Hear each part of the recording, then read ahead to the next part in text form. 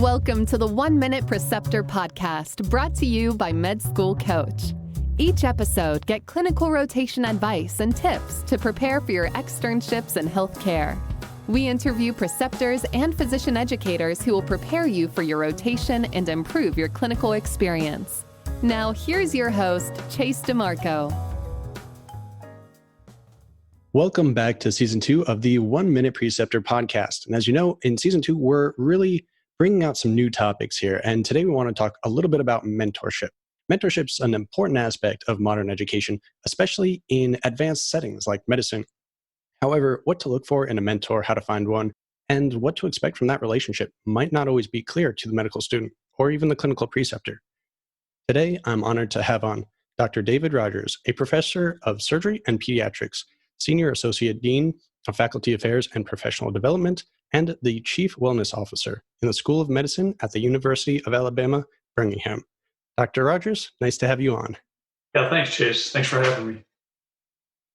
I'm really glad that you could join today and give some of your insights. I listened to a previous interview that you did regarding mentorship and the importance of it, and possibly the growing importance of it with the changing academic environment right now.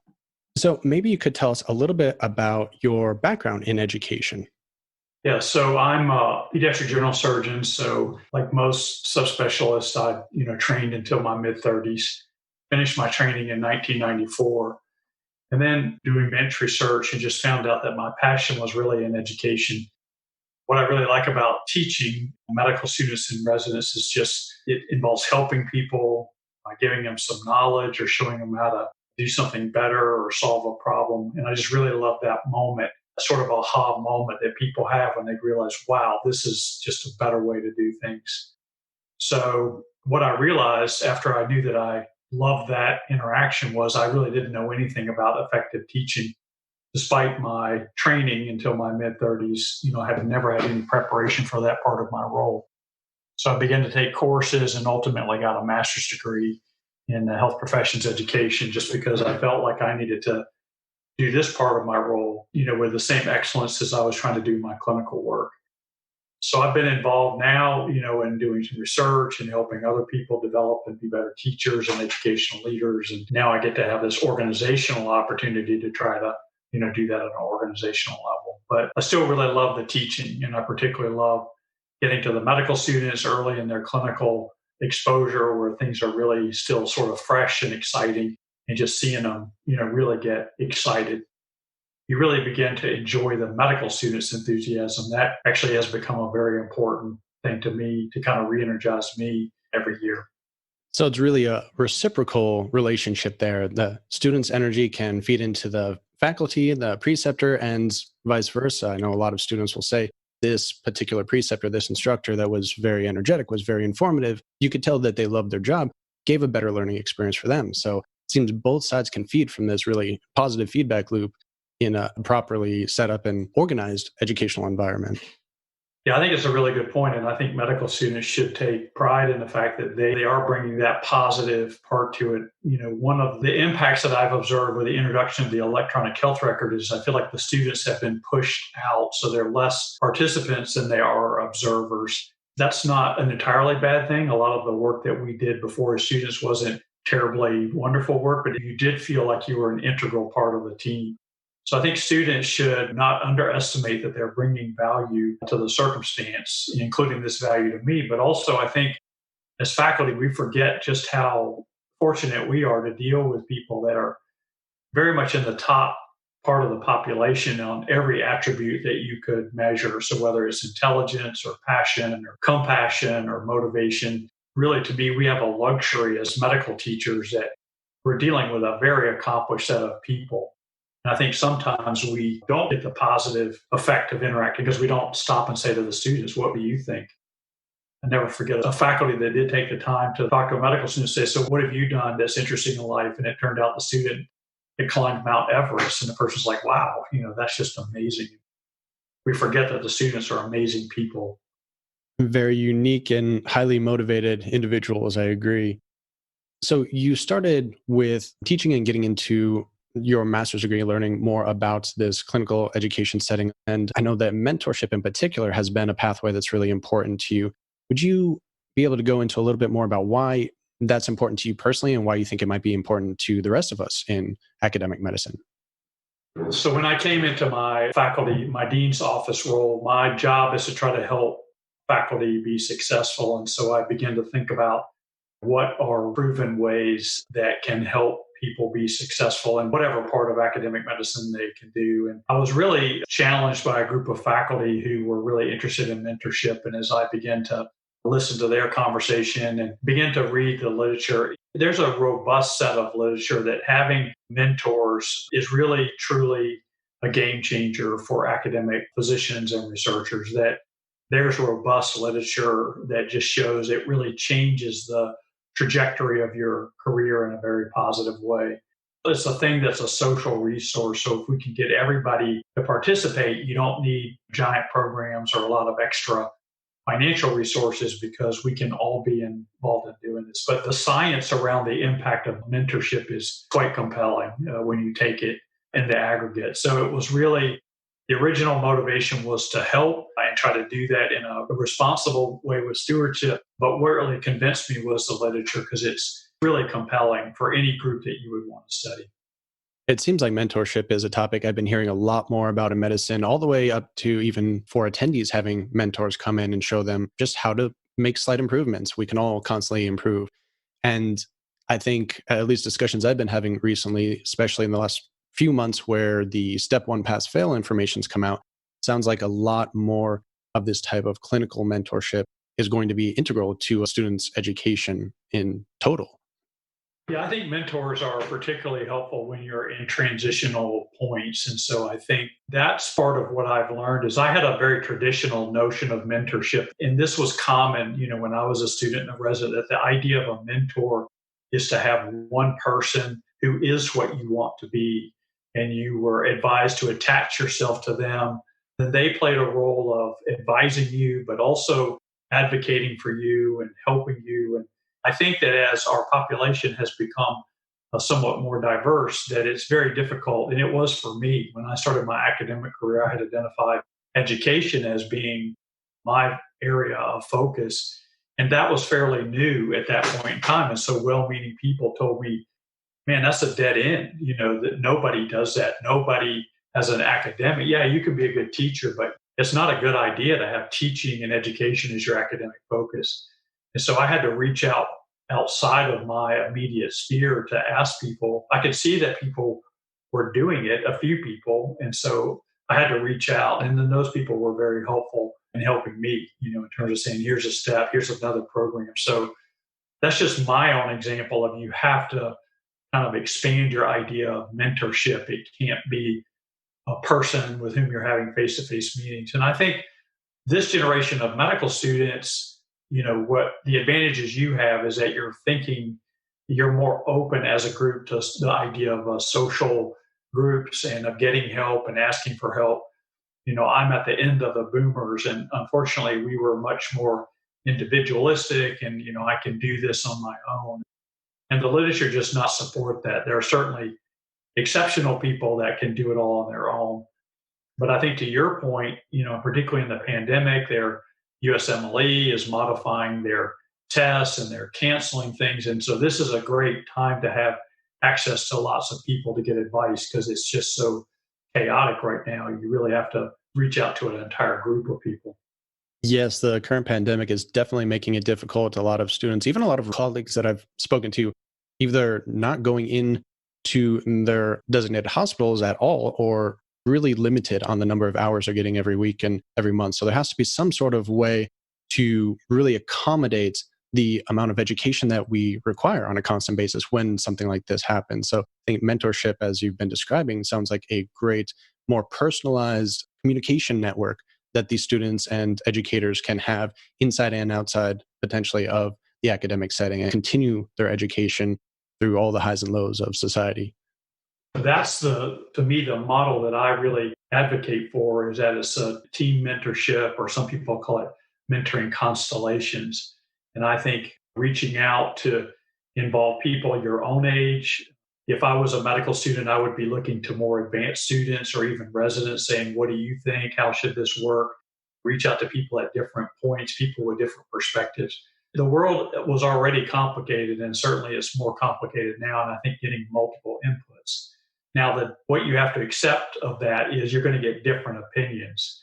And so you are going to have to say, okay, I'm getting multiple different opinions, but this seems to be the general theme. This seems to be advice that works for me. And so you have to accept the degree of uncertainty.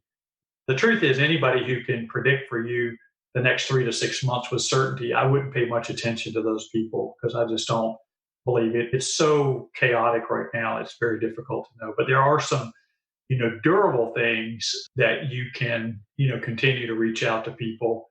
So for an example, for medical students, I always tell them that when you're doing your interviews for residency, if you need to cancel an interview, you need to let the program know, because these specialty groups are small. They're small worlds, actually. And so you don't want to sort of behave unprofessionally with one program, because that word speeds around and spreads much more quickly and broadly than you would imagine. So you need to be aware that you're interacting with a network of people. Unless somebody gives you that advice, then how are you going to know? The same reason I always tell medical students to write a thank you note or email back to the program where you've interviewed. I've been in enough ranking meetings for residencies to see people go up and down the list from the program standpoint based on an express interest. So if you don't express an interest back to the program, then you'll probably lose, some of your position on their rank list. The other thing is that it causes you to have to think about the program maybe more and say, what is it that I liked about this program? What did impress me? And so just that discipline of doing it. It's a rare thing anymore for people to take the time to do that. So that's why I give that advice. But again, you're only going to hopefully go through the residency application process one time. And it's very different for applying for your first job. So you have to get to people who have been through the process recently and say, what do you think in terms of getting that advice?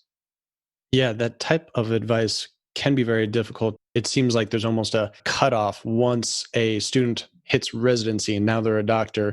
There's a huge gap between the medical student side and then the residency attending actual physician side when it comes to dissemination of information. But I did want to ask a few questions regarding, let's say, some instructors or current or potential future preceptors are listening to this podcast, and maybe they're looking for some more information on models of mentorship or how to get more information on this. I know you mentioned mentoring constellations as one model. Are there other recommendations that you would have for anyone listening to this podcast? There's lots of academic literature and you can look at different models. The model I like is the team mentorship. So part of the team is really a 3-member team. So this is a very senior person and this is a person that I would say, hey, can we just meet twice a year and I can talk about my career? They're going to have the longest view of it. And they also can play a role of advocating for you to get, important memberships and that sort of thing. And then a peer mentor is someone that's just a little bit ahead of you. So someone that really is just having your process. And I think for medical students, this is really important. So, a second year can help a first year, a third year can help a second year. There's lots of transitions in medical school that having somebody that, you're connected to that's just a little bit ahead can be very helpful. And then kind of a mid-career person, and then some specialty mentors. For example, if you identify in a certain way, you may want to reach out to someone who has those specific concerns. If you're underrepresented minority and you're going to be the first or one of the very first in a group, you may want to reach out to someone else in that group and say, I know you're not in this specialty, but can you help me anticipate and understand some of what's happening to me? And that applies, anytime that you're not in the majority group. And then I think you need to kind of reconsider your team composition from time to time. And now I need to think about a different person, a person that, maybe has a different perspective. I think you always want to, express gratitude. But again, this peer mentorship, I think, at least for me as a medical student, I just felt sort of perpetually ignorant. So I always felt like I don't have anything to offer this. And I remember as a junior, going through the junior year and going from rotation to rotation, you always felt unbalanced because you would just sort of be getting pediatrics down and then you would switch to psychiatry and it was very different. Then you would switch to OBGYN and it was just so different. You always felt kind of unbalanced. But then I remember in the beginning of my senior year, seeing the new juniors coming in and realizing I did learn a lot. I didn't necessarily learn stuff in the curriculum, but I kind of learned how medicine worked. I remember the first time they said, "You're taking call." And I'm like, "That's great. What is that?" And they're like, "You spend the night in the hospital." I'm like, "That's just so weird. Who would do that?" And so all those sort of adaptive practical things, I think that's a big part of what the model is expressed in different ways. And so people can just, do a PubMed search on the idea of mentoring teams. You'll see a fair amount of, different articles that talk about it. And certainly people have different ideas. And some of it depends on your need. I don't need 100 people to talk to. I just need a few people that I respect, but other people want to talk to many, many people. So some of that's very much a personal preference. And I also wouldn't hesitate if someone is not connecting with you, if you're not finding the advice helpful, then you don't have to like formally break up with them. But I just basically express gratitude for what they've done and kind of try to make sure your pool of people is relevant to your situation. I love that you pointed out the academic silos. That even in medicine, we are really segregated by specialty and by group. And sometimes it can be difficult to understand the overlap from one to the other. And especially, like you said, going from one rotation or specialty to another one, it's disconcerting, completely thrown off guard. It is not at all what I was just doing 2 days ago. Now I'm doing this new rotation. For students, that can definitely be an obstacle and something for preceptors to be aware of in trying to make that transition easier for incoming students, I suppose. Yeah, I think it's a fair statement. I mean, my sense of it is that in the professional, like I always thought it was a bit unfair as a medical student because people were asking you things that were questions within their expertise. And yet, all the stuff you had learned in medical school, no one was ever asking you, "Hey, can you sketch out the Krebs cycle?" or "Let's review the anatomy of the forearm." So they never asked you about stuff that you were doing. Now, obviously, I went to medical school in a different era where we did things more by the traditional disciplines. So hopefully, we're giving you knowledge that's more accessible. But I remember, my first patient with a pneumonia, and I was like, "Look, I know a lot about lungs. I know a lot about the physiology of respiration. I know about bacteria.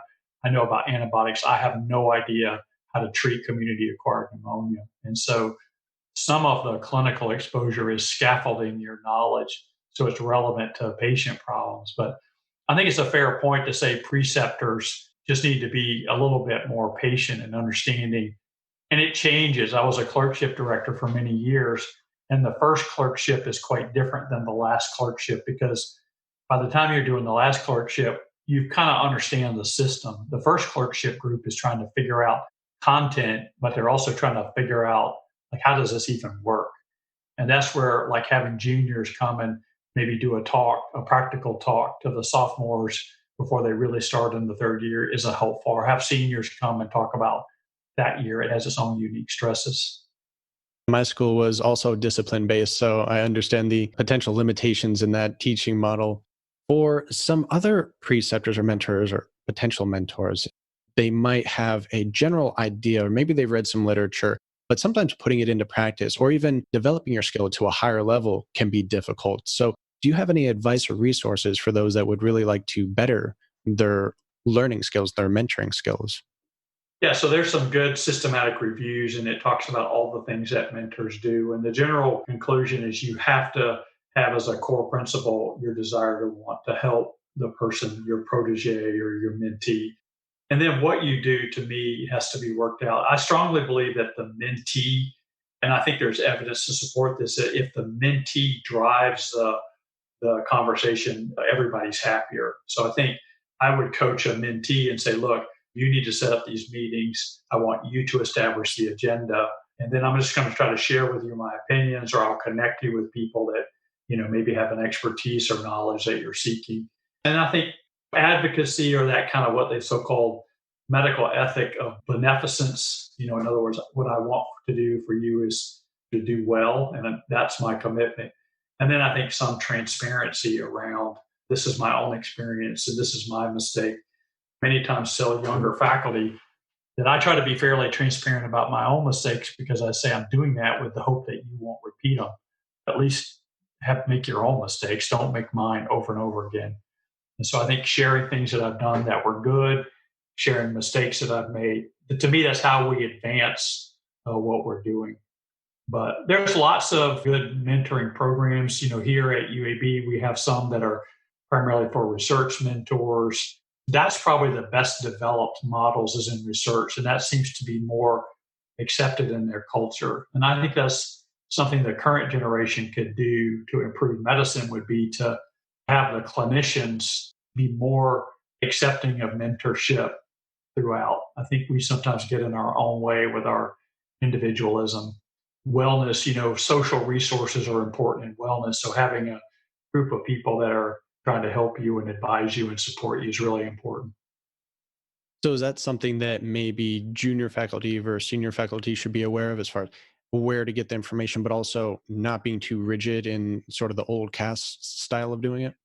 And the role changes with different people. That's what I found. Now I've had the advantage of mentoring people through the full range of adulthood. And you treat a mid-career faculty member quite differently.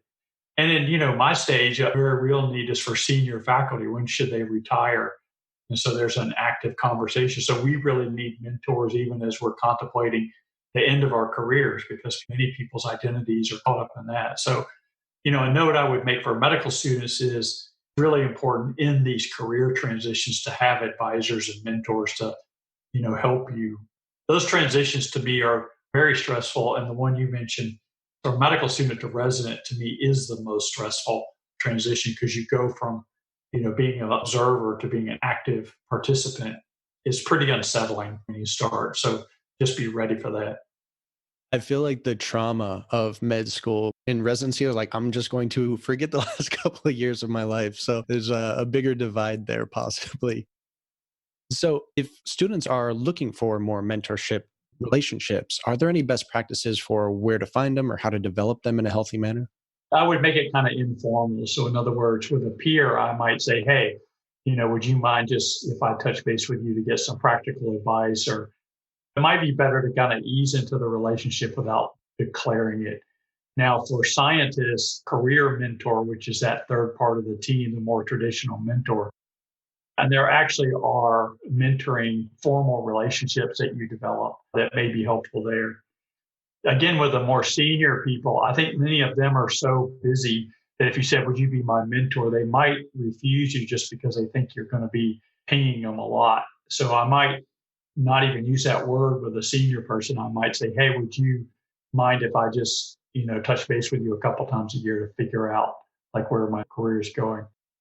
For medical students, you're going to, need to be getting advice about the residency transition. I think most of us would expect that'll be a fairly close knit relationship if you kind of navigate through that phase. And I didn't recognize it for what it was at the time. But the first time I really would identify having a mentor is when I was a student looking for residencies, and I had a chief resident who took a particular interest in me and who was enormously helpful in me thinking about my rank list and where should I apply and what was a good strategy for applying. And I've seen students suffer because they're good students, but they have a poorly calibrated plan around residency application. So I think that relationship's a little different and one that you would expect to be fairly active. And then once you match, you may want to keep in touch with that person, but the relationship would change. Well, you bring up a good point there. If the physician mentors are potentially overburdened already, and I know this is often the case, even in some that I contact for interviews on the show and other aspects, non-academic aspects, they're just so busy, especially in hectic times such as right now with the pandemic going on. So this is probably a good opportunity maybe for students to also be mentors. And I guess how would one student find another? Is there a good platform for this, or maybe there should be one that we could develop sometime in the future to really lessen the burden on physicians and also give students that peer mentorship opportunity and experience? Yeah, I would think any students who were listening could just go to their student affairs dean or their educational dean and say, I'd really like to just set up a network. And I think that this generation is much more facile with social media, and you might even use that as a platform to say, hey, we're wanting to just kind of give each other practical advice. To have a good mentor, it requires a personal commitment on the part of that mentor. And so I do think at some point it becomes a personal commitment, connection that you have with people. So I think for students, I would say you need to be respectful, maybe even compassionate, that people are pretty burdened generally. And certainly the pandemic has made that more difficult. But balance that with a little bit of gentle persistence. In other words, to say to people, hey, I could really use your time and I'll come prepared. And, I'm not going to ask you to kind of spoon feed me in this. I'm going to come really prepared. I think you have to build trust with a mentor has to see that, okay, this is a good use of my time. I do some mentoring for people that are interested in surgical education research. And my philosophy is if I've kind of reached out to you a couple times and you're not responding, then I'm just going to move on. I've got other people I can help, and my resources of time that has to be managed. So that would be my advice for students. And then I think expressing gratitude. Our motivations are good, but it's nice to see that it was noticed, that it was appreciated. And you'll find that, and I have had some of these relationships, if you have a really good mentoring relationship, those people actually become colleagues and friends. And I've been around enough to have people that were medical students ultimately become colleagues, surgical colleagues. And so that's a lot of fun if you get to have a career long enough to see that transition. It's always funny because you remember them back when they were thrashing about. You hear they show up, and I'll figure I'll end up working for one of them someday. So trying to be kind to the people coming behind you. Yeah, I guess watching someone grow up, whether it be a family member growing through the ages or someone in their academic career from the infancy of that to fully developing, it's probably interesting to watch. Maybe that is an opportunity I'll have someday. And an interesting point, now that we're having this conversation, thinking about it, I have a Facebook group for my other podcast that allows students to come on and share medical mnemonics and learning techniques. Maybe just a simple Facebook group would be a starting point anyway for especially students that are in smaller schools, such as the one I came from, that don't really have a lot of these opportunities internally to come on and share their experiences to each other. I also would say to the medical students, again, I don't know exactly, strip away your adult features in medical school. And so I do think that there's an opportunity for people particularly passionate about mentoring to mentor undergrads or high school students. I mean, don't forget that you've competed into a very valuable place in society and you have things to offer to people. I mean, for some people, they have the same anxiety about trying to get a medical school that you're probably beginning to develop about getting into residency. And so I think, use some of that motivation to reach out to other people and just give advice. Of course, in the pandemic, we've all become Zoom friendly, which is fine, but I still prefer to meet with people, although I've done mentoring remotely. And in fact, my first research mentor I worked with a year before I met him, and then I was startled that he was quite a bit younger than I was. So I thought that was funny that I had just been accepting his direction. Actually, meeting him would have gotten in my way because I would have said, hey, man, you're a lot junior to me. So it probably would have inhibited my learning from a person who had a lot to say. So I think there's a plus and minus to doing it remotely or via social media. But for people who don't have it, I think your platform could be a really good way to help people who don't have any other option. Agreed. Body language and personal interaction can tell you a lot, but I think I might have to start a new group once we get off the call here. Yeah, there you go. One more thing for students here that might be looking for a mentorship experience, but there can be some difficult mentoring experiences and relationships. There can be some maybe unhealthy ones. And what are some things to be aware of and how to approach them or get out of them, or what's the best advice? Yeah, so in the mentoring team is the senior mentor, kind of the career mentor, and the peer mentoring. I think the majority experience that medical students would have would be that people just aren't helpful or aren't responsive. And in those cases, then I think you just have to accept that and try to identify somebody who will. There's a little bit of literature about dysfunctional relationships. Most of that occurs with a career mentor that you're working with closely, for example, to do research or those sort of things. So there can be things like misappropriation of ideas or just basically taking credit for other people's work. Unfortunately, this situation with power differential, and so there's opportunities for sexual harassment or misconduct. So it can be very distressing because you feel a little bit like you're stuck. You're in this relationship, you need this person, and yet you try to do the things that you can do in those circumstances and tell people, for example, if they make some sort of romantic approach and say, I'm not interested in that, if it persists, then I think you have to separate from that. Depending on the nature of it, you might need to report it because just because you're in a mentoring relationship doesn't give a person in the more powerful position license to basically abuse that relationship. So that I don't think would happen so much for medical students getting career advice, but certainly you'd want to pay attention to that and report it if it does. Certainly protect your own well-being by separating from that person in that circumstance. The more common, another one you'll see is occasionally the mentee is so valuable to the mentor that they're kind of unwilling to let them go. And that's more commonly described in a career mentoring relationship. People have to be left alone to develop themselves independently. So that's another reason to have a mentoring team is if you have a question like this seems weird, then go to another one of the members of your team and say, hey, what this person, wants me to go out and have dinner with them. This seems weird to me.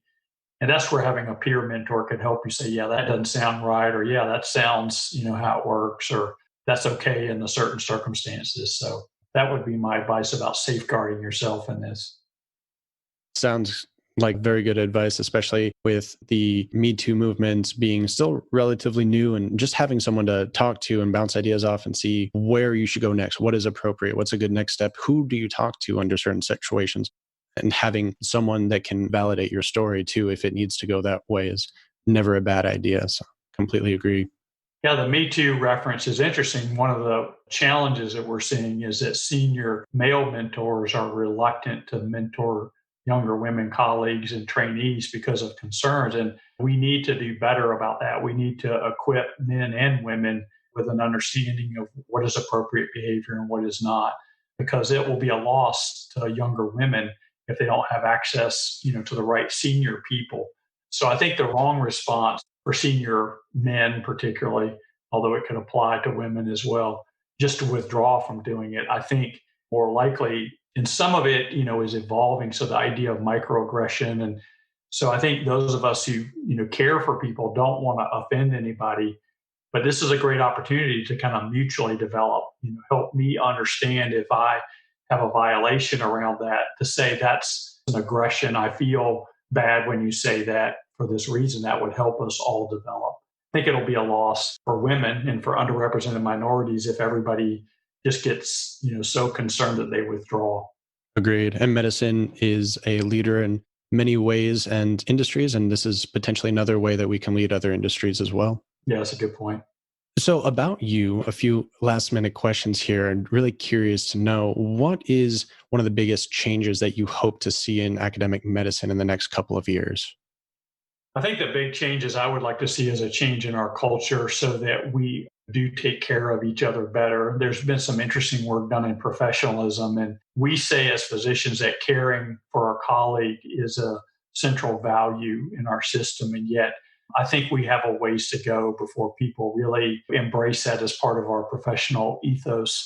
So I'm hopeful that I can start, but it will probably be your generation or beyond that really gets us to the point of saying, I really do want to help my colleagues. I think we've seen more of that in the pandemic, that people have certainly had a lot of concern about the front line. And I think maybe that needs to be a lesson that we learn going forward, to be less individualistic. So I've already seen one, because I've seen teaching and education become a completely accepted academic pursuit, but that's been a lot of fun and good for me, because I think the people advised me that was a mistake were probably right, but I just got to see the world change. So I think for your group, for the people maybe immediately ahead of you and behind you, is we have to get a better balance of creating systems that take into account people and then caring for each other in a more significant way. Very true. We're seeing that a lot right now. And it's a good change. I think it's the healthy aspect of social media too. There's so many negative aspects, but can be used for a lot of good too sometimes. Do you have any interesting stories in education or mentorship that you would like to share?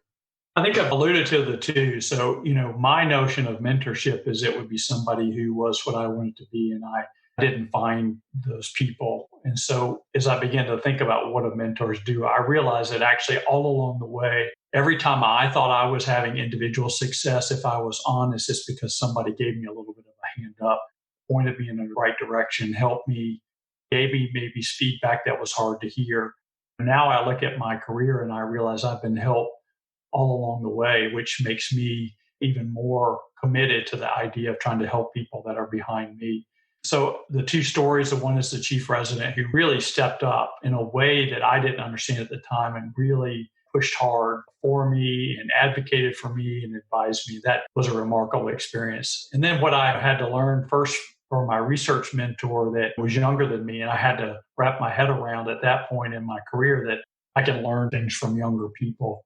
And even when I moved here, I came into a group of pediatric surgeons that were doing some really cutting edge technology. So I had to really humble myself and learn things from people that they weren't actually, but they could have been my students and my residents. So as I look at my whole career, that's part of my passion around this topic, is just realizing I probably have had my own constellation of mentors, if I'm fair, of people that have touched my life in really positive ways. There's only too many instances that have been too powerful just to pick one. Well, I think your stories are very valuable and they give a lot of insights to students and preceptors or future preceptors as far as things to look at now and maybe start preparing for, some resources to use. There's a lot of value in what you've shared with us today. And I want to thank you so much for coming on the show today. So, Dr. David Rogers, thank you so much for sharing your valuable experiences with us. Thanks, Chase. It's been my privilege, and I hope the community of listeners will find out something that's good toward mentorship and just go and start doing something.